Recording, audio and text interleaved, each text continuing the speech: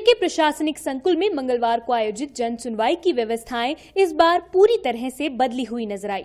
नए collector P Narhari के निर्देशों के बाद जन सुनवाई कक्ष में इस बार 30 से भी ज्यादा टेबलें लगाई गई, जिन पर एसडीएम स्तर के अधिकारियों के साथ ही विभागीय अधिकारी भी समस्याओं को सुनने के लिए मौजूद रहे।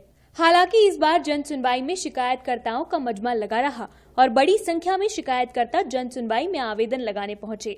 शिकायतकर्ताओं की बेकाबू होती भीड़ को काबू में करने के लिए खुद कलेक्टर पी नरहरि को मोर्चा संभालना पड़ा और कलेक्टर साहब खुद आवेदकों की कतार लगवाते हुए नजर आए।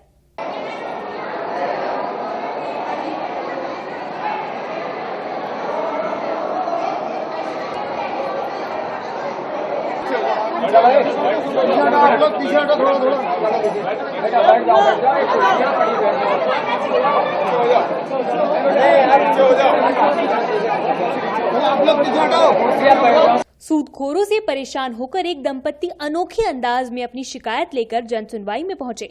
दरअसल दतोदा गांव के रहने वाले मांगीलाल अपनी पत्नी के साथ रोटियों की टोकरी लेकर जन सुनवाई में पहुंच गए। इस दंपत्ति ने इसी तरह एडीएम के सामने भी अपनी गुहार लगाई। इसको 108 में जमा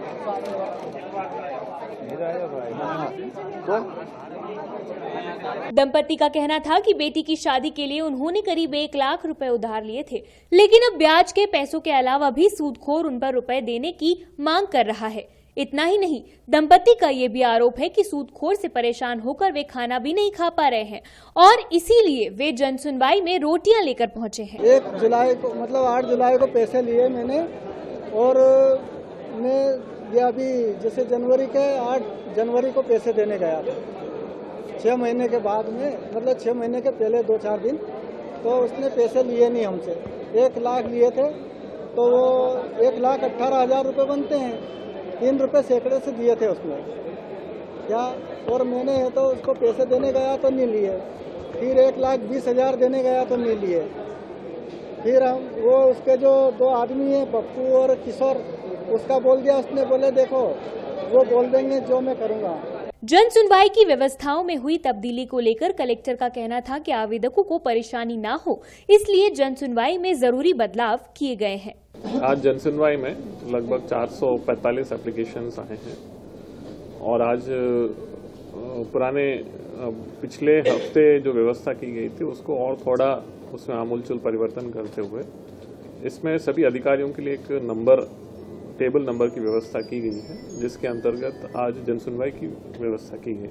शुरुआती दौर में डेफिनेटली कुछ समस्याएं हुई हैं, परंतु जैसे मैंने पहले भी बताया कि हमारे लिए जन सुनवाई व्यवस्था अत्यंत महत्वपूर्ण रहेगा और जो भी एप्लीकेंट्स आ रहे हैं उनको सुगमता से संबंधित अधिकारी तक पहुंचकर अपना आवेदन प्रस्तुत करना, अपनी समस्या बताना, ये हो इसके लिए हम व्यवस्था कर रहे थे।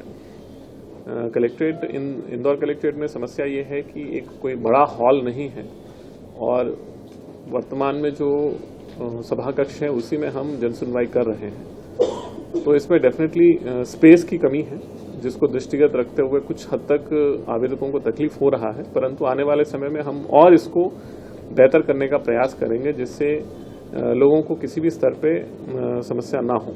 हालांकि जन सुनवाई में किए गए बदलावों से आवेदकों को जरूर अव्यवस्थाओं का सामना करना पड़ा और लोगों को अधिकारियों तक अपनी बात पहुंचाने के लिए भारी मशक्कत भी हुई।